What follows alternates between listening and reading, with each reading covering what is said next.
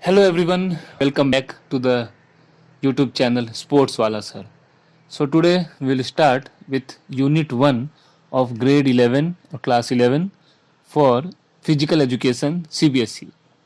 The first chapter is Changing Trends and Career in Physical Education. Let me tell you, our aim is to cut short and make it easier for everyone to learn. So we will be focusing on the main and important points of the chapter. So firstly, I would like to take you what all are inside the chapter. If we talk about inside the chapter, the first topic is concept, aims and objective of physical education. Then we have development of physical education in India. After that we have changing trends in sports, that is playing surface, wearable gears and sports equipment, technological advancement. Then we have career options in physical education. And at last we have Khelo India program and Fit India program. So these are topics we are going to cover in this chapter. So if we talk about the first topic, that is concept, aim and objective of physical education. So we move with that. The first one is the meaning of physical education, a very simple topic, and the meaning of this or the definition of this can be written by yourself also. So physical education, if we talk about it, it has been derived from two words or simply physical and education. दो word से बना हुआ है ये, physical and education. Physical refers to the body and education refers to facilitating learning. So wherever it is talked about the learning of the human body or the activities which the body performs, the physical activities or the body performing the activities, the learning of the body parts or the movement of the body parts is termed as physical education. If we come on to some of the definitions, so physical education is the process by which changes in the individual are brought through movement and experiences. वो education जहाँ पे किसी एक individual के अंदर changes लाई जाती है through different movement and making them experience on the ground, off the ground, that is termed as physical education. Some more definitions are also there. Physical education refers to the instruction of physical activities and games. So few people tells that physical education is the part where instruction of physical activities and games are given. Then physical education aims not only at physical development but is also concerned with education of the whole person through physical activities. If we talk about aims and objectives, most probably aims and objectives work together. If we talk about aims of physical education, the ultimate goal or direction is referred to as an aim. अगर मैं physical education की aim की बात करूं तो physical education का जो main aim है वो all round development of an personality or of an individual और wholesome development of human personality, जिसके अंदर उसकी physical, mental, social, emotional and moral aspect को develop किया जाता है ताकि वो एक अच्छा सिटीजन बन सके and he or she may contribute in the process of making a good nation. Physical education aims to make an person physically fit, mentally alert, emotionally balanced, socially well adjusted, morally true and spiritually uplifted. इसके बाद अगर मैं इसके objectives की बात करूं तो objectives actual में होता क्या है, the step towards the attainment of aim. जब भी मुझे किसी एम तक पहुंचना है तो जो रास्ते में चीजें होंगी उन सबको हम ऑब्जेक्टिव्स बोलते हैं. Objectives to reach to the goal or aim we need the objectives. So they are the particular and precise means employed to realise an aim. जब भी मुझे कोई एम पूरा करना हो तो मुझे उसके लिए ऑब्जेक्टिव्स बनानी पड़ती है जिसके थ्रू मैं एम तक पहुंच सकता हूं. अगर फिजिकल एजुकेशन के ऑब्जेक्टिव्स की बात करूं तो जो पहला ऑब्जेक्टिव है वो है ऑब्जेक्टिव ऑफ फिजिकल फिटनेस. अभी सभी को पता होगा आप ये कि हम मोस्टली फिजिकल एजुकेशन अपने फिजिकल फिटनेस के लिए करते हैं. कोई भी एक्टिविटी, कोई भी स्पोर्टिंग एक्टिविटी, अगर आप कोई भी फिजिकल एक्टिविटी करते हैं तो आप अपने फिजिकल फिटनेस को इम्प्रूव करते हैं और फिजिकल फिटनेस को हम इम्प्रूव करने के बाद क्या होती है, हमारी बॉडी धीरे धीरे अच्छी होने लगती है and we reach to a level of fitness. Fitness is when you are able to perform the whole day task still having energy reserve to meet some emergency work. So the main objective of physical education is to keep yourself physically fit. Then comes the mental development. Physical education not only develop the physical fitness but it also develop the mental fitness of an individual. It helps decrease and preventing the condition of anxiety, depression as well as improving mood. अगर आप खेलने जाते हो आपका mood अच्छा होता है, you get out of the anxiety and depression. जिस किसी को मूड स्विंग्स होती है तो वो वहाँ पे ठीक हो जाती है. आप ग्राउंड पे जो है सो खुद के मेंटल लेवल को डेवलप कर पाते हो and you become yourself a well being. So physical education also have the objective of mental development. Then it comes the development of social efficiency. Social efficiency भी develop करता है जो हमारा physical education है वो programme. अब इसके अंदर होता क्या है कि जब भी आप फिजिकल एजुकेशन क्लासेस में जाते हो, चीज़ों को ट्रेनिंग को अटेंड करते हो, तो यहाँ पे आपको एम्पल अपॉर्चुनिटीज़ मिलती है। आप अपने अंदर लाइफ स्किल्स को इम्प्रूव कर पाते हो, cooperation, others respect, then loyalty, sportsmanship, self confidence, ये सब चीज़ें आपके अंदर डेवलप होती है, जिससे आप एक सोशलाइज्ड वे में अपने आप को डेवलप कर पाते हो। Then we have neuromuscular coordination. So whenever the physical activity is done, the secretion of glands works perfectly.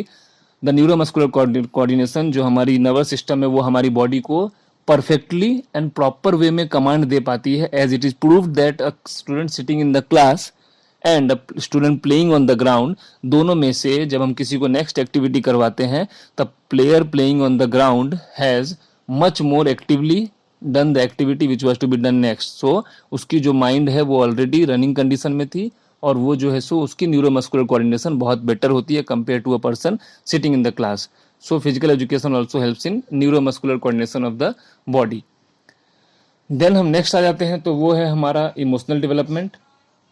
अब इमोशनल डेवलपमेंट क्या होता है वो मैं अगर आपको समझाने की कोशिश करूँ तो इसमें जो है सो हमारा जो फिजिकल एजुकेशन है वो बहुत एक इम्पॉर्टेंट एस्पेक्ट प्ले करता है हमारे मोटिवेशन में, हमको बिहेवियर में एंड हमारे कमिटमेंट्स में, जो कि हमको लाइफ लॉन्ग पार्टिसिपेशन करवाने में हेल्प करती है फिजिकल एक्टिविटी में. जो फिजिकल एजुकेशन है वो हमको एक प्लीजेंट फील देता है किसी भी स्पेसिफिक टास्क को करने में. अगर मैं कोई भी एक्टिविटी करता हूँ तो मेरी बॉडीली जो है सो ऑटोमेटिक चेंज हो जाती है और मैं सेल्फ कॉन्शियस बनने लगता हूँ.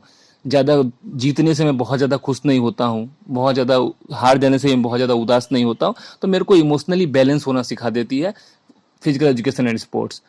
हेल्थ की बात करें, development of health, it is always been proved कि अगर आप फिजिकल एक्टिविटी करते हो तो आप अपने आप को फिट रख पाते हो, आपकी हेल्थ अच्छी रहती है. Then we have objective of culture. Objective of culture, अगर आपने स्पोर्ट्स में है और आप फिजिकल एजुकेशन के फील्ड में है तो मोस्टली जो है सो कल्चर एक्सचेंज होती है स्पोर्ट्स के अंदर ही, जहाँ आप अदर टीम से मिलते हैं, अदर प्लेयर्स से मिलते हैं, अदर स्टेट के लोगों से मिलते हैं, अदर डिस्ट्रिक्ट के लोगों से मिलते हैं, अदर कंट्री के लोगों से मिलते हैं, and exchange of culture happens. आप वहाँ की चीज़ों को सीखने की कोशिश करते हैं, and also you try to learn, they also try to learn your culture. The next topic we have development of physical education in India post independence. Post independence के बाद कैसे डेवलप हुआ फिजिकल एजुकेशन इंडिया में.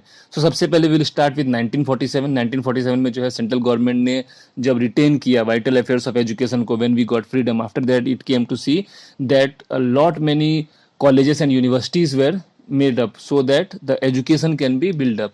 And in those education colleges physical education एक considered, उसको part के रूप में कंसिडर किया गया, जहाँ पे स्पेशल एजुकेशन प्रोग्राम की तरह उसको ट्रीट किया जाने लगा.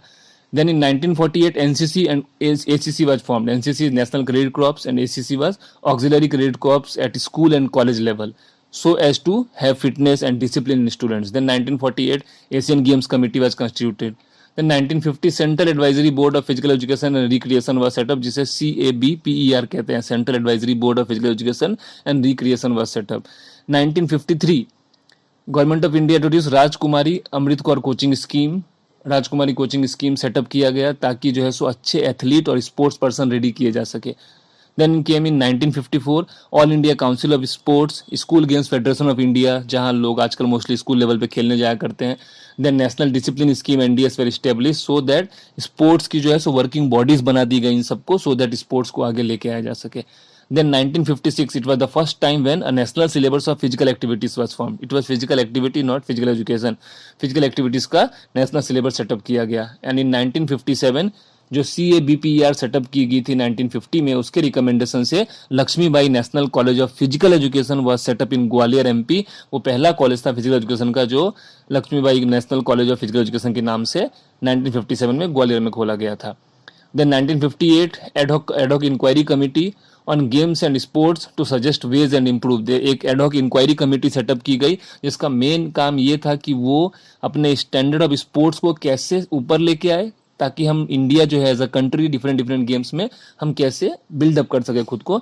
तो उसके लिए जो है कि इंक्वायरी कमेटी सेटअप की गई ताकि वो ये पता करे कि हम भी आगे कैसे आ सकते हैं. 1959 में government of India appointed coordination committee under chairmanship of Dr. Hriday Math Kunjuru to examining the various scheme of physical education, recreation, character building and discipline operating in educational institute. 1959 में जो है सो एक कुंजुरू कमेटी सेट की गई जिसका main काम था कि फिजिकल एजुकेशन और रिक्रिएशन को जो है सो कैसे एजुकेशनल इंस्टीट्यूट एंड जो जो अपने कॉलेजेस है और जो अपने स्कूल्स है वहाँ पे कैसे फिजिकल एजुकेशन को बढ़ावा दिया जा सके, और अगर चल रहा है तो वो किस लेवल पे चल रहा है। Then 1961 it was Netaji Subhash national institute of sports, जो पटियाला में है, जिसे NSNIS के नाम से जाना जाता है, वो सेटअप किया गया। किस लिए? ताकि हाई कैलिबर कोचेस को प्रोड्यूस कर सके। NSNIS का काम क्या है? कोचेस प्रोड्यूस करना, वहाँ पे कोचेस की ट्रेनिंग होती है। देन 1961 में ही जो है सो कॉल कपूर कमेटी को बनाया गया। कॉल कपूर कमेटी का मेन काम था कि फिजिकल एजुकेशन को एक जनरल एजुकेशन की तरह स्कूल एंड कॉलेजेस में यूज़ करना चाहिए। It should be one of the subject in the universities for graduation. 1963 Kunzru committee ने क्या किया, एक रिपोर्ट जो है सो डाला, और ये पहला एक ऐसा रिपोर्ट था जिसमें कि ये बताया गया कि फिजिकल एजुकेशन को एक इम्पोर्टेंस मिलनी चाहिए स्कूल्स एंड कॉलेजेस में, सो दैट जो नेशन का फिजिक है उसको इम्प्रूव किया जा सके। देन 1984 आया, तो 1984 में क्या किया, गवर्नमेंट ऑफ इंडिया ने स्पोर्ट्स अथॉरिटी ऑफ इंडिया को इस्टेब्लिश किया दिल्ली में। अब साई जो था स्पोर्ट्स अथॉरिटी ऑफ इंडिया, उसका मेन काम था हॉस्टल इस्टेब्लिश करना, ताकि जो है सो प्लेयर्स को जनरेट करके प्लेयर्स को रेडी कर सके, उनके लिए स्कॉलरशिप देना, उनको कोचिंग प्रोवाइड करना। और university education commission 1948-49 felt that all round development of individuals is facilitated through a various commission balance programme of education which shall necessarily include physical education. तो 1984 जो बहुत इंपॉर्टेंट साल था, क्योंकि उसमें ऐसा साई का जो है सो इस्टेब्लिश हुआ था, जिसका मेन काम था हॉस्टल बनाकर देना, लोगों को प्लेयर्स को कोचिंग देना और उनको scholarship and different different games से कोचिंग प्रोवाइड करना।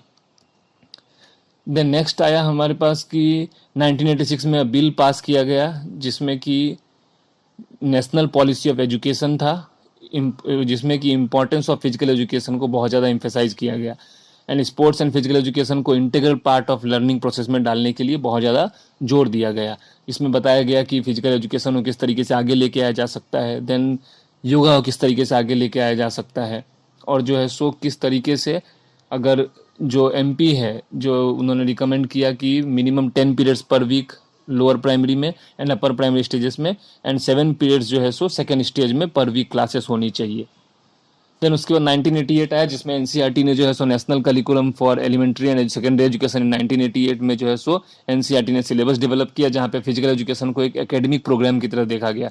देन 1992 में एक रिवाइज्ड करिकुलम डाला गया, जिसमें कि अगेन स्कूल्स में जो है सो एजुकेशन के लिए करिकुलम बनाई गई, जिसमें कि फिजिकल एजुकेशन को भी एक सब्जेक्ट की तरह रखा गया, जिसमें हेल्थ एंड फिजिकल एजुकेशन उसका नाम रखा गया। 1993 national advisory committee was set up by MHRD on 1993। The committee report published in 1993 was reprinted in 2004 में वापस से उनकी रिपोर्ट पब्लिश हुई, जिसमें लिखा था कि this has been discussed in the parliament, the chairman of committee as professor Yashpal जो चेयरमैन ऑफ कमिटी थे, उन्होंने डिस्कस किया था कि फिजिकल एजुकेशन को किस तरीके से कंपलसरी किया जाए। अगर हम इन सब एक कंक्लूजन के ऊपर आते हैं तो we can say that physical education is made to be an ongoing continuous process without a break. Physical education को हर साल कुछ ना कुछ इंप्रूव करने की कोशिश की गई, और धीरे धीरे जो है सो ये अब धीरे धीरे कंपलसरी सब्जेक्ट के रूप में आगे आपको देखने को मिल सकता है। अब बात करें चेंजिंग ट्रेंड्स इन स्पोर्ट्स। ये टॉपिक से आपको पता चल रहा होगा कि क्या क्या चेंजेस आ रहे हैं स्पोर्ट्स में, किस तरीके से स्पोर्ट्स में चेंजेस हो रहे हैं। तो सबसे पहले आपने देखा होगा कई जगहों पे आर्टिफिशियल टर्फ लगाई जाती है, जो आर्टिफिशियल ग्राउंड यूज़ किया जाता है। देन पॉलीमेट्रिक मुगा स्पोर्ट्स सरफेस है, जो कि वाटर को बहुत जल्दी सोख कर लेती है। देन PVC पॉलीविनाइल क्लोराइड है, जो indoor sports facility and stadium में लगाया जाता है। देन रबर स्पोर्ट्स कोर्ट्स हो गए, जो लॉन्गर लास्टिंग एंड रेसिस्टेंस होती है। देन नेचुरल ग्रास यूज़ किए जाने लगे, बिकॉज अब ग्रास नहीं मिल रही है तो नेचुरल ग्रासेस का यूज़ होने लगा। तो इन सब का जो है सो बहुत सारे चेंजेस होने लगे स्पोर्ट्स में। अगर मैं इंडोर सरफेस की बात करूँ तो मैपल हार्डवुड, बास्केटबॉल में आपने देखा होगा एक हार्डवुड यूज़ होने लगा। देन पॉलीरिथेन एथलेटिक फ्लोरिंग होने लगी, जो एथलेटिक्स की फ्लोरिंग है वो भी अब इंडोर होने लगा है, जहाँ पे इंडोर ही सारी एक्टिविटीज़ होने लगी है।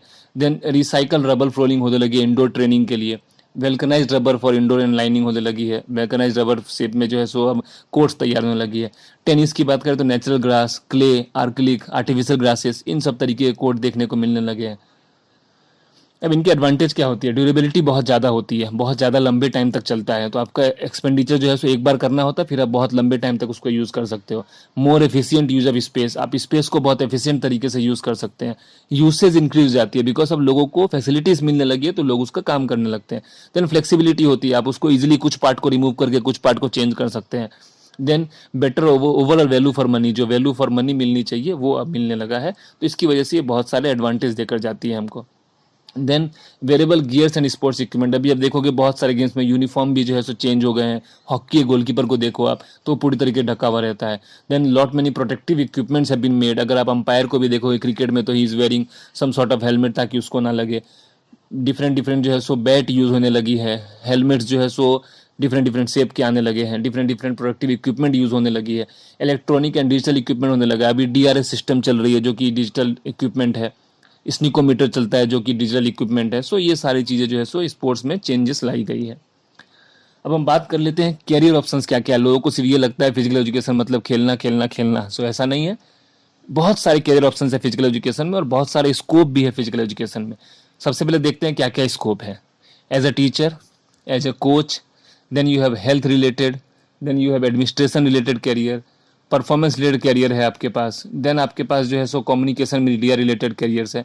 तो ये सारे कैरियर ऑप्शन आपको दिख जाएंगे। आप देख पाएंगे यहाँ पे as a teacher, as a coach भी है, हेल्थ रिलेटेड कैरियर भी है, एडमिनिस्ट्रेशन रिलेटेड कैरियर भी है, परफॉर्मेंस रिलेटेड कैरियर भी है, कम्युनिकेशन मीडिया भी। ये सारे कैरियर ऑप्शंस आपको स्पोर्ट्स में अवेलेबल मिल जाएंगे। अब सबसे पहले हम देखते हैं कि एज अ टीचर क्या क्या कैरियर ऑप्शन आपके पास अवेलेबल है। अगर मैं एज अ टीचर की बात करूं तो टीचर के लिए भी जो है सो बहुत सारे ऑप्शन है। और को लगता है कि हमारे स्कूल में पीई टीचर है वही बस एक स्पोर्ट्स टीचर है, पीई टीचर, ऐसा कुछ भी नहीं है। पीई टीचर में भी there are lot many options. As teacher you can teach at elementary school, middle school, high school, senior secondary school, colleges and universities. According to your degree, you can have a job there. Elementary school में आप जा सकते हो जब आप छोटे होते हो, एक्सपीरियंस कम होता है, तो आप एलिमेंट्री स्कूल में जा सकते हो जहां आप fun loving activities according to the students करवा सकते हैं। मिडिल स्कूल में आप जा सकते हो, हाई स्कूल में जा सकते हैं, senior secondary school where you can teach class 11 and 12, जहाँ पे जो है सो थ्योरी सब्जेक्ट आ जाता है। अभी आप देख पा रहे सीनियर सेकेंडरी स्कूल जो आपकी क्लासेस 11 एंड 12, वहाँ पे जो है सो आप थ्योरी क्लासेस ले सकते हो। Then you have college and universities, if you have pursued PhD, आप नेट क्वालिफाइड हो तो आप कॉलेज एंड यूनिवर्सिटी में जाकर भी फिजिकल एजुकेशन पढ़ा सकते हो या फिर फिजिकल एजुकेशन डिपार्टमेंट में काम कर सकते हो। मोस्टली सभी यूनिवर्सिटीज़ में जो है सो फिजिकल एजुकेशन डिपार्टमेंट्स होती है। देन नेक्स्ट अगर मैं बात करूँ करियर की तो as a coach and teacher lot में डिफरेंस इज देयर। कोच एक पर्टिकुलर गेम का स्पेसिफाइड कोच होता है जो उस गेम में उसको डिग्री मिली होती है, उस गेम में वो सर्टिफाइड होता है। तो अगर आपने कोच की डिग्री ली हुई है, if you have done NIS और जो पटियाला से होती है वो आपने किया है, तो आप different school and colleges and universities में एज अ कोच वर्क कर सकते हो। आप जो साई होती है स्पोर्ट अथॉरिटी ऑफ इंडिया, इसमें आप स्टेट स्पोर्ट्स डिपार्टमेंट होती है उसमें आप काम कर सकते हो। Then you can coach professional teams, sports clubs में, प्राइवेट एंड पब्लिक कंपनीज में आप कोचिंग कर सकते हो। Now what is you can see that railways के पास को स्पोर्ट्स होती है, एयर इंडिया के पास स्पोर्ट्स होती है, बैंक्स में स्पोर्ट्स होती है, वहाँ भी आप कोच का काम कर सकते हो। आप किसी एकेडमी के साथ जुड़कर कोचिंग कर सकते हैं। अगर ये सब भी पॉसिबल नहीं है तो आप खुद की एकेडमी भी ओपन कर सकते हो and you can be a sports coach at your own academy also. Then we have health related career. नाम से पता चल रहा है कि हेल्थ वाइज होगा, तो health and weight control club खोला जा सकता है जिसमें squash, tennis, swimming etcetera. Diet and nutritionist बन सकते हो आप एडवाइस दे सकते हो किसी को भी। You can open a fitness class, massage and सोना स्टीम रूम्स खोला जा सकता है। इसके अलावा एथलीट ट्रेनिंग जो होता है जिसमें प्रिवेंशन ऑफ स्पोर्ट्स इंजरी सिखाते हैं, रिहेबिलेशन ऑफ इंजर्ड एथलीट, जो भी एथलीट को इंजरी हुई है उसको वापस रिहेबिलिटेट करके पहले वाले फॉर्म में लेके आने के लिए जो है सो हेल्थ रिलेटेड कैरियर चाहिए होता है। इसके अलावा फिजियोथेरेपी है, आप फिजियोथेरेपिस्ट बन सकते हो जिसको स्पोर्ट्स डॉक्टर बोला जाता है। सो ये सारे कैरियर ऑप्शन आपको हेल्थ रिलेटेड के अंदर मिल जाता है।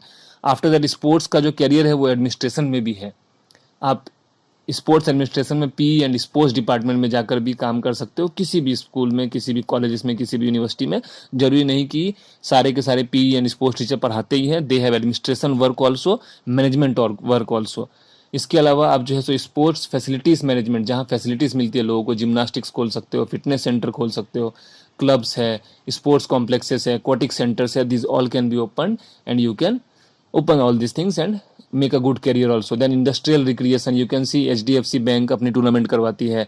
Then if the best example is Gokuldham premier league, you can see the umpires, वो सारे के सारे इंडस्ट्रियल रिक्रिएशन है जहाँ से बाहर से अंपायर लेके आते हैं। They hire the umpires for few matches और for a tournament, so that industrial recreation also you can work. Then sports marketing and promotion, a good career which is coming up nowadays. आप sports की marketing करके भी earn कर सकते हो, किसी promotion करके भी अर्न कर सकते हो। Like IPL is there, lot many people are doing the marketing and promotions of IPL, so they all are earning in their field. So these all are also the career options. Apart from this, जो सबसे interesting career है sports में वो है performance related career, जहाँ पे दो ही options होते हैं परफॉर्मेंस रिलेटेड कैरियर में। एक तो आपका एज अ प्लेयर आप एक रिनाउंड प्लेयर बन सकते हैं। आप प्रोफेशनली अगर किसी को खेलना चाहते, जैसे विराट कोहली है, रोहित शर्मा है, या फिर कोई भी नीरज चोपड़ा, ये सब प्रोफेशनली गेम खेलते हैं, उनको हम प्लेयर का नाम दे देते हैं।